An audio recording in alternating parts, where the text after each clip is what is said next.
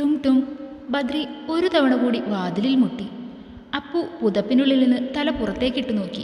വാതിൽക്കൽ ദേഷ്യത്തോടെ നിൽക്കുന്ന ബദ്രിയെ കണ്ടവൻ ചുണ്ടുകൂട്ടി. എന്താടാ, പട്ടിണി കിടക്കാനാണോ നിന്റെ ഉദ്ദേശം? ബദ്രി ഗൗരവത്തോടെ ചോദിച്ചു. അപ്പു ഒന്നും മിണ്ടിയില്ല. ബുള്ളറ്റ് തരാത്തതിൻ്റെ പിണക്കത്തിലാണ്. ചുമ്മാ ഷോ കാണിക്കാതെ കഴിക്കാൻ നോക്ക്. എനിക്ക് വേണ്ട, വിശപ്പില്ല. അപ്പു അതും പറഞ്ഞ് മൂടിപ്പറിച്ച് കിടന്നു. ബദ്രി അവൻ്റെ കിടത്തം കണ്ട് അറിയാതെ ചിരിച്ചുപോയി. വാതിൽ മെല്ലെ ചാരി അവൻ പുറത്തേക്ക് പോയി. ദുഷ്ടൻ, കാണിച്ചൊരയില്ലാത്ത മനുഷ്യൻ. അപ്പു തലയിൽ നിന്ന് പുതപ്പ് മാറ്റി ബദ്രി പോയ വഴിയെ നോക്കി പിറുവിറുത്തു. കുഞ്ഞിന് പാലെടുത്ത് ഉറക്കി ഹാളിലേക്ക് വന്നപ്പോൾ അച്ചു കണ്ടത് ഡൈനിങ് ടേബിളിൽ പാത്രങ്ങളിൽ നിന്ന് ഫുഡ് പ്ലേറ്റിലേക്ക് വിളങ്ങുന്ന ബദ്രിയെയാണ്. ഇതാർക്കാ കിണ്ണ? അഴിഞ്ഞുകിടന്ന മുടി വാരിക്കെട്ടിക്കൊണ്ട് അച്ചു ചോദിച്ചു. ബദ്രി അവളെ നോക്കി കണ്ണിറുക്കി. അപ്പൂനാണ്, അവൻ നിരാഹാര സമരത്തിലാണ്. ബദ്രി ചിരിയോടെ പറഞ്ഞു. പാവമുണ്ട് കിണ്ണ. അച്ചു ചുണ്ടുകൂർപ്പിച്ചു. ബദ്രി അവളുടെ തലയുടെ പിന്നി കൈവച്ച് ചേർത്ത് പിടിച്ച് ചുംബിച്ചു. എന്നിട്ട് ചിരിയോടെ പ്ലേറ്റും കൊണ്ട് അപ്പൂൻ്റെ റൂമിലേക്ക് പോയി. അപ്പു മൂടിപ്പൊതിച്ച് കിടപ്പാണ്. ബദ്രി അവനെ വിളിക്കാതെ ഫുഡ് ടേബിളിൽ വെച്ച് ലൈറ്റ് ഇട്ടു. എന്നിട്ട് റൂമിന് പുറത്തേക്ക് പോന്നു. ഹാളിൽ അച്ചു ചോറും വിളമ്പി അവനെ കാത്തിരിപ്പുണ്ടായിരുന്നു. അവൻ കൈ കഴുകി വന്ന് അവൾക്കടുത്തിരുന്നു. കറിയൊഴിച്ച് ചോറ് കുഴച്ചെടുത്തപ്പോഴേക്കും അച്ചു കൊതിയോടെ വാ തുറന്നു. ബദ്രി അവളുടെ വായിലേക്ക് വെച്ചു കൊടുത്തു. ഞാനും വാരിത്തട്ടെ കിണ്ണ? അവൾ ആവേശത്തോടെ ചോദിച്ചു. ചോദിക്കേണ്ട താമസം. ബദ്രി വാ തുറന്നു. അച്ചു അവനും വാരി കൊടുത്തു. ബദ്രി ആ കൈ പിടിച്ച് ചുണ്ടോട് ചേർത്തി വെച്ചു. രണ്ടുപേരും കഴിച്ചുകൊണ്ടിരിക്കുമ്പോഴാണ് അപ്പു കാലിപ്ലേറ്റും കൊണ്ട് കൈ കഴുകാൻ വന്നത്. ബദ്രിയെ നോക്കി അവനൊന്ന് പുച്ഛിക്കാൻ മറന്നില്ല. ബദ്രിയും അവനെ നോക്കി പുച്ഛിച്ചു. നാളെ പോയി മോൾക്ക് ഡ്രസ്സ് എടുക്കാൻ കേട്ടോ അച്ചു? രാത്രി അവൻ്റെ നെഞ്ചോട് ചേർന്ന് കിടന്നവളുടെ തലയിൽ തലോടിക്കൊണ്ട് ബദ്രി പറഞ്ഞു. അവളൊന്ന് മൂളിക്കൊണ്ട് അവനെ ചുറ്റിപ്പിടിച്ചു. അപ്പൂനൊരു കൂട്ട് എടുക്കണം. കേക്ക് ഓർഡർ ചെയ്യണം. പിന്നെ എന്താ അച്ചു? അവൻ മുഖം ചരിച്ചവളെ നോക്കി. പിന്നെ മിഠായി വാങ്ങണം കിണ്ണ, അടുത്തുള്ള പിള്ളേർക്ക് കൊടുക്കാൻ. അതൊക്കെ പോരെ കിണ്ണ? മതി, ബാക്കിയൊക്കെ നാളെ ഓർത്ത് ചെയ്യാം. പിന്നെ പിറന്നാളിൻ്റെ അന്ന് നമുക്ക് 4 പേർക്കും കൂടെ അമ്പലത്തിൽ പോകണം. പോകാം. അതും പറഞ്ഞവൻ അവളുടെ നെറ്റിയുടെ വശത്ത് ചുണ്ടമർത്തി. ബദ്രി ഓരോന്ന് ആലോചിച്ച് ഉറങ്ങാതെ കിടന്നു. അച്ചു അവൻ്റെ നെഞ്ചിലേക്ക് ചൂടുപറ്റി ഉറങ്ങിയിരുന്നു. ഇടത് കൈകൊണ്ട് അവളെ അവൻ ചേർത്ത് പിടിച്ചിരുന്നു. വലത് കൈക്കുള്ളിൽ ഒതുങ്ങി ചുരുണ്ടുകൂടി കിടന്ന പാറുക്കുട്ടി ഒന്ന് ചിണുങ്ങി.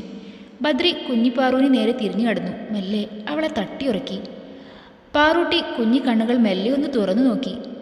എന്താടാ വാവേ, ഉറങ്ങിക്കും?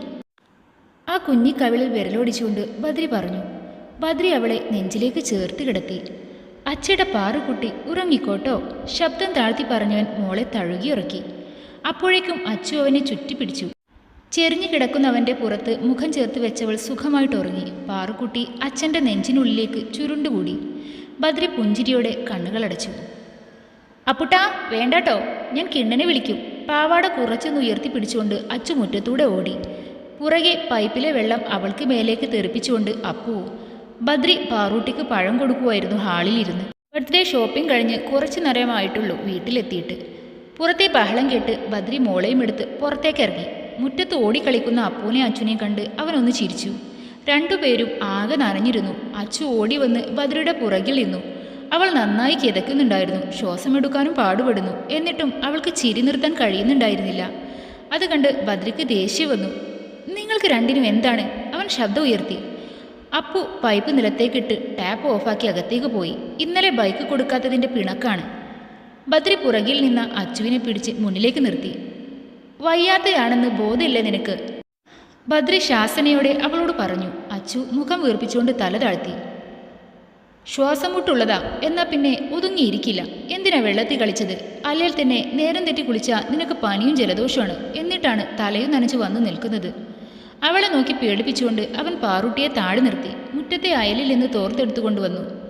നേരെ നിൽക്ക്, ഒട്ടും മയമില്ലാതെ അവൻ അവളോട് പറഞ്ഞു. അച്ചു അനുസരണയോടെ അവന് മുന്നിൽ നിന്നു. തല തോർത്തിക്കൊണ്ട് തന്നെ ശാസിക്കുന്ന ബദ്രിയെ അച്ചു കടക്കണ്ണിൽ നോക്കി.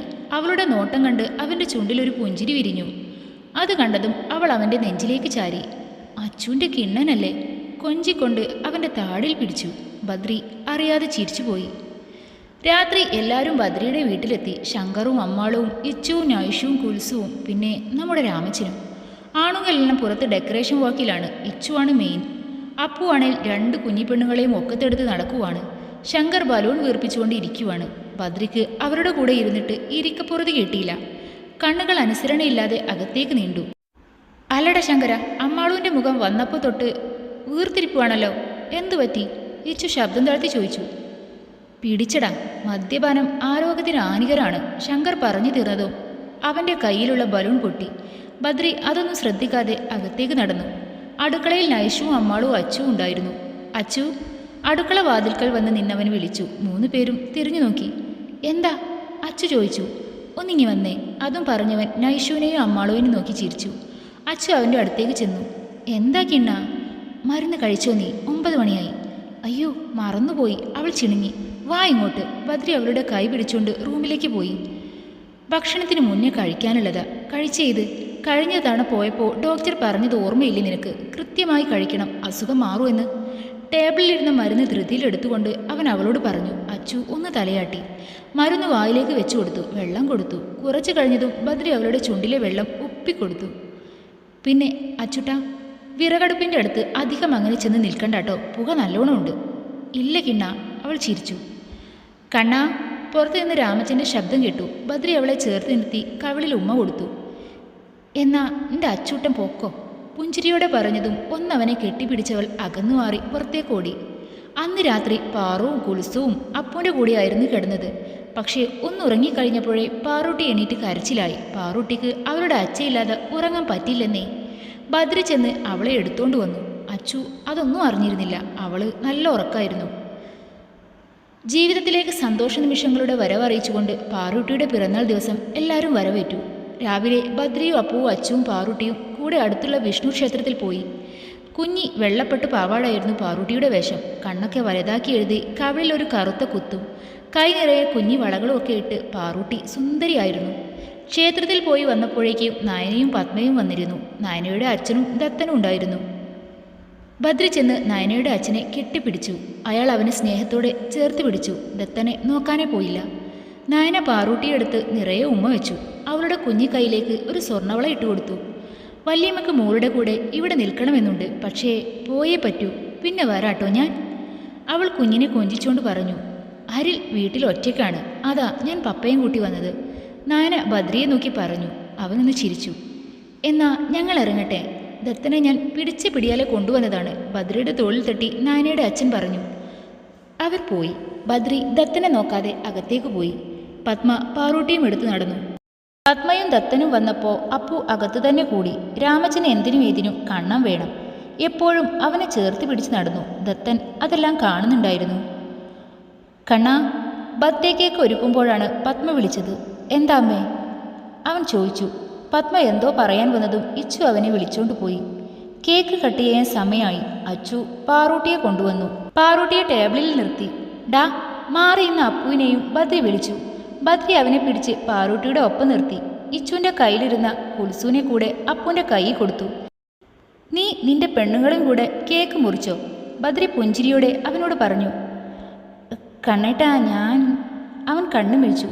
പാറുവിൻ്റെ മാത്രമല്ല, ഇന്ന് നിന്റെ കൂടെ പിറന്നാളാണ്, ഇനി എല്ലാ കൊല്ലവും അങ്ങനെ തന്നെയാവും. ബദ്രി അവൻ്റെ തോളിൽ തട്ടി. അപ്പുവിൻ്റെ കണ്ണ് നിറഞ്ഞു. ആദ്യമായിട്ടാണ് ഇങ്ങനെ കേക്കൊക്കെ മുറിച്ച്. അവൻ ഷോൾഡറിൽ മുഖം തുടച്ചു. പാറൂട്ടിയുടെയും അപ്പുവിൻ്റെയും. പിന്നെ ആഘോഷിക്കാതെ പോയ കുൽസുവിൻ്റെ പിറന്നാളും കേക്ക് മുറിച്ച് ആഘോഷിച്ചു.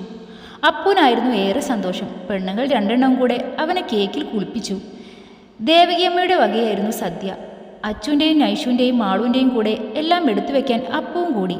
ഡാ ഒന്നിങ്ങി വന്നേ, ബദ്രി അവനെ വിളിച്ച് പുറത്തേക്കിറങ്ങി. എന്താ മനുഷ്യ? ബാക്കി പറയും മുന്നേ അവൻ്റെ കണ്ണുകൾ മുറ്റത്ത് നിർത്തിയിട്ട ബൈക്കിലുടക്കി. എന്തോ ഓർത്ത പോലെ അതിനടുത്തേക്ക് ഓടി. ബൈക്ക് ഒന്ന് തലോടി. സന്തോഷവും സങ്കടവും അങ്ങനെ എന്തൊക്കെയോ. ബൈക്കിൻ്റെ കീ അതിലുണ്ടായിരുന്നു.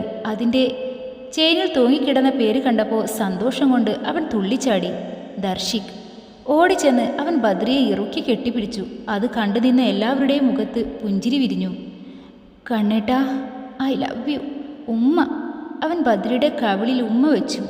ബദ്രി ചിരിയോടെ അവനെ ചേർത്ത് പിടിച്ചു. അപ്പു ചെന്ന് ബൈക്കിൽ കയറി. പെണ്ണുങ്ങളെ 2 പേരെയും ഇരുത്തിത്താ, അച്ചുമ്മയും വാ. അവൻ ധൃതി കൂട്ടി. ഞാനോ? അച്ചു കണ്ണു വീഴിച്ചു. ചെല്ല്, അവൻ്റെ ആഗ്രഹമല്ലേ, ബദ്രി അവളോട് പറഞ്ഞു. അച്ചു ബൈക്കിൽ കയറിയിരുന്നു. അവളുടെ നടുക്ക് കുൽസുവിനെയും പാറുവിനെയും ഇരുത്തി. അപ്പു ബൈക്ക് പതിയെ മുന്നോട്ടെടുത്തു. അച്ചു അവനെ പിടിച്ചിരുന്നു, ഒപ്പം കുട്ടികളെയും. അവൻ മുറ്റത്ത് 2-3 തവണ റൗണ്ട് അടിച്ചു. അവരെ തന്നെ നോക്കി ചിരിയോടെ നിൽക്കുമായിരുന്നു ബദ്രി. കണ്ണാ, നീ എന്താ അച്ഛനോട് മിണ്ടാത്തത്? അടുത്തു വന്ന് നിന്ന് അമ്മ പറഞ്ഞത് കേട്ട് ബദ്രി അത്ഭുതത്തോടെ അവരെ നോക്കി. അവൻ്റെ മുഖത്ത് ക്ഷണനേരം കൊണ്ട് പുച്ഛം നിറഞ്ഞു. ആരുടെ അച്ഛൻ? അവൻ്റെ ശബ്ദം ഉയർന്നു.